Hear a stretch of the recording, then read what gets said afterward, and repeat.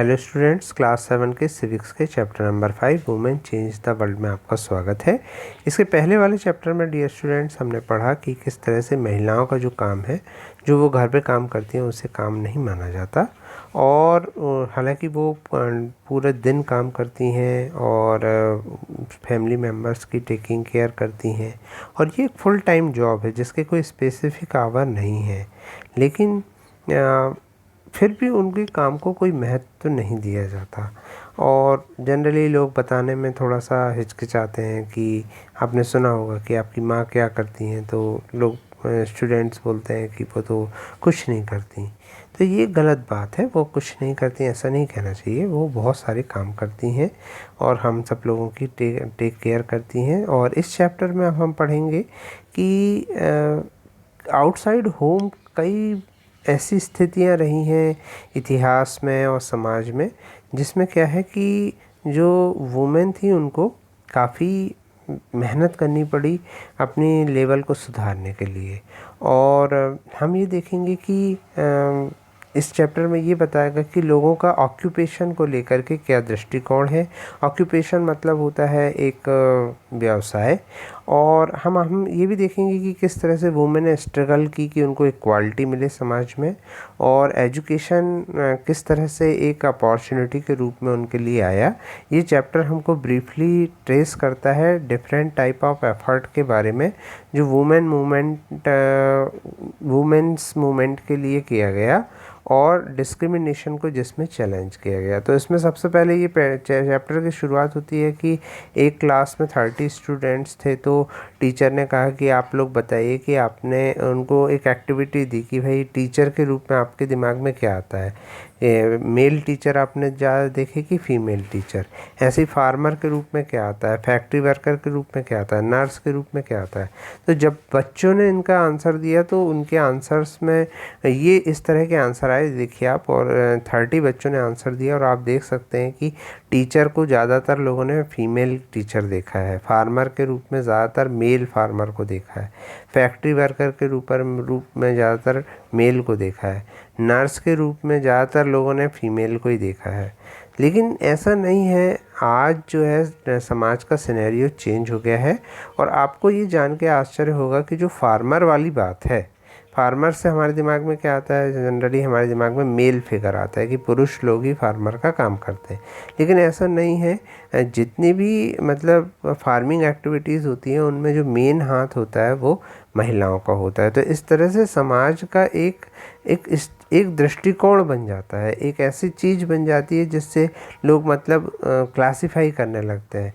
तो यही चीज़ जो है आगे चल कर के एक प्रॉब्लम क्रिएट करती है। तो many people believe that women make better nurse because they are more patient and gentle, and this is linked by women role within the family। जैसे लोग फैमिली में देखते हैं कि वो टेक केयर करती हैं, ऐसे लोग जनरली नर्स के रूप में जो है वुमेन को देखना पसंद करते हैं। और साइंस के रूप में लोग सोचते हैं कि टेक्निकल माइंड चाहिए, और वुमेन और गर्ल का उतना टेक्निकल माइंड नहीं होता है, ऐसा समाज में लोग सोचते हैं। तो ये जो सोच है समाज की, ये कहलाती है स्टीरियोटाइप। स्टीरियोटाइप का मतलब होता है कि ये बहुत ध्यान से सुनिएगा, क्योंकि ये पूछा जाता है व्हाट इज़ स्टीरियोटाइप। इस लेसन में, इस चैप्टर में एक ही इम्पॉर्टेंट क्वेश्चन जो सबसे ज़्यादा इम्पॉर्टेंट है वो है what is stereotype. When we believe that people belonging to particular group based on religion, wealth, language and are bound to have certain fixed characteristic and can only do a certain type of work, we create stereotype। तो जब हम देखते हैं कि हम एक मन बना लेते हैं कि इस तरह के धर्म वाले यही काम करेंगे, इस तरह यदि कोई आदमी धनी है तो वो यही काम करेगा, ये नहीं करेगा, ये यदि लैंग्वेज बोलेगा तो वो इस तरह का होगा, इस तरह का नहीं होगा। तो ये जो हमारे दिमाग में एक फिक्स इमेज बन जाती है किसी भी व्यक्ति को लेकर के, वो स्टीरियोटाइप कहलाती है।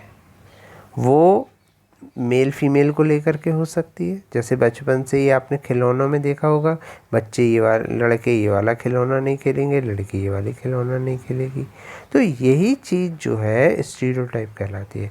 और स्टीरियोटाइप जो होता है वो हमें प्रिवेंट करता है looking at people at unique individual. बहुत सारे लोग ये बिलीव करते हैं कि ये स्टीरियोटाइप में many girls do not get same support that boys do to study. लोग लड़कियों को ज़्यादा नहीं पढ़ाते क्योंकि वो ये सोचते हैं कि आज नहीं तो कल इनकी शादी हो जाएगी और ये दूसरे घर चली जाएंगी।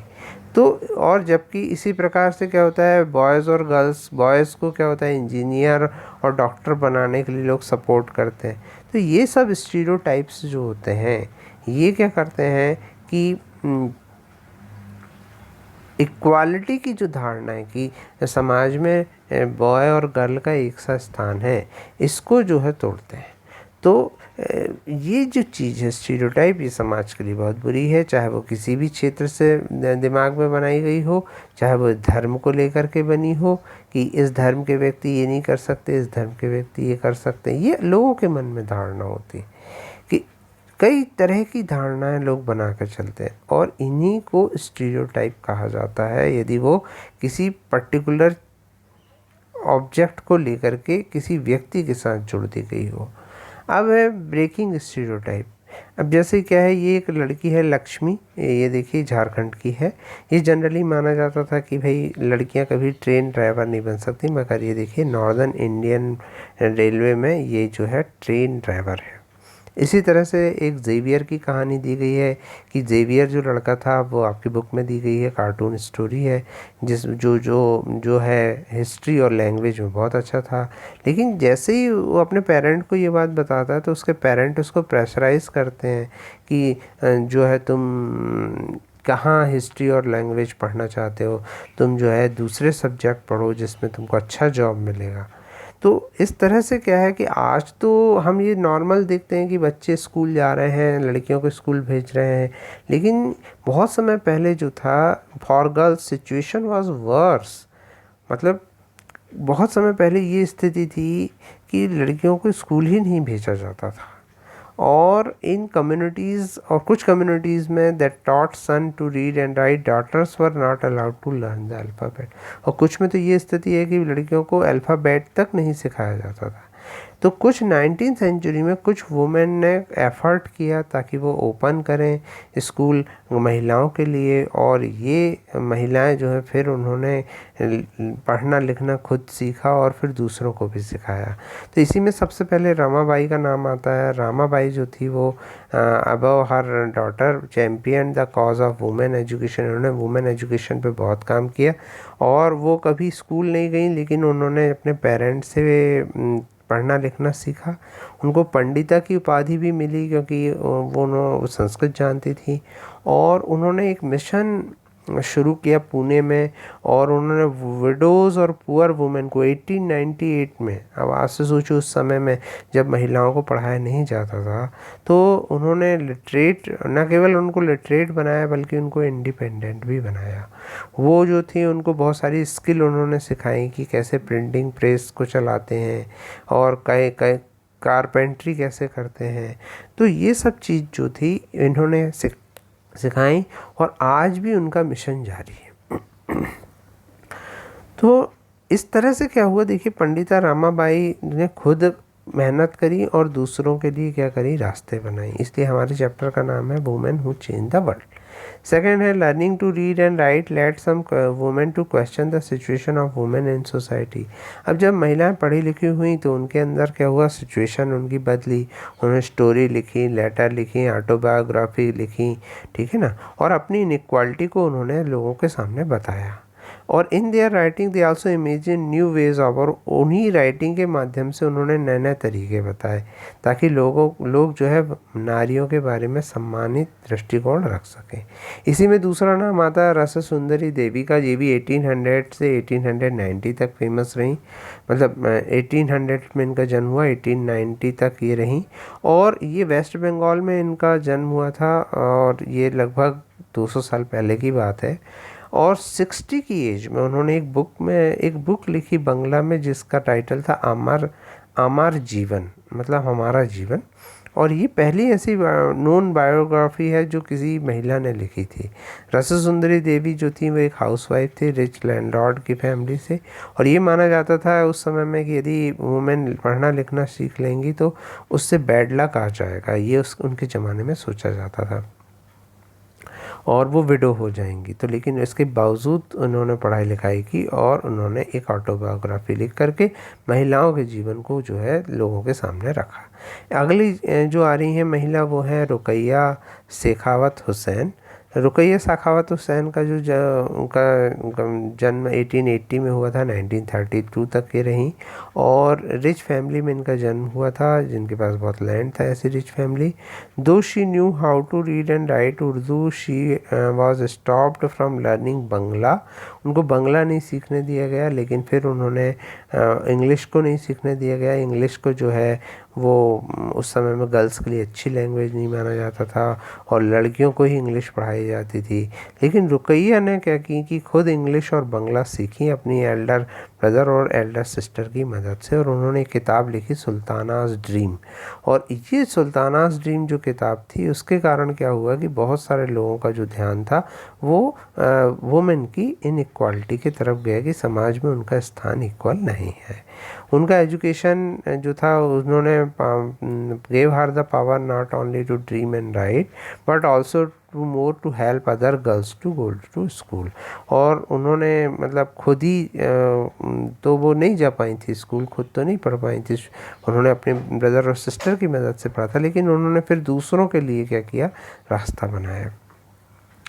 तो इस तरह से क्या हुआ कि अभी भी उनका जो स्कूल जो उन्होंने बनाया था वो अभी भी चल रहा है। अब स्कूलिंग और एजुकेशन टुडे आज जो है गर्ल्स और बॉयज़ दोनों जो है स्कूल अटेंड करते हैं, और हम इनके बारे में आज भी डिफरेंस देख सकते हैं। जैसे 2011 की जो सेंसस हुई थी उसमें जो है 82% बॉयज़ और 65% जो है गर्ल्स एजुकेटेड या वुमेन एजुकेटेड थी इंडिया में। और इसमें सबसे मेन बात यह है कि बहुत सारी गर्ल्स जो मुस्लिम कम्युनिटी की हैं, SC ST कम्युनिटी की हैं, उनको मिडवे पर स्कूल छोड़ना पड़ता है, और इनके कई कारण हो सकते हैं। और उसके जैसे कि स्कूल घर के पास ना होना, स्कूल जाने के लिए बस और वैन का ना होना, पेरेंट का विलिंग ना होना। कई फैमिली के जो पेरेंट हैं, कई फैमिलीज़ में पेरेंट बहुत जो है पुअर हैं, तो वो उनको वो अपन बियर नहीं कर सकते कॉस्ट एजुकेशन की, तो बॉयज़ जो है उनको ज़्यादा प्रेफरेंस देते हैं। तो इसके लिए गवर्नमेंट जो है बहुत सारी योजनाएं चला रही है, जैसे लाडली लक्ष्मी योजना का नाम आपने सुना होगा, और भी बहुत सुकन्या समृद्धि योजना चल रही है।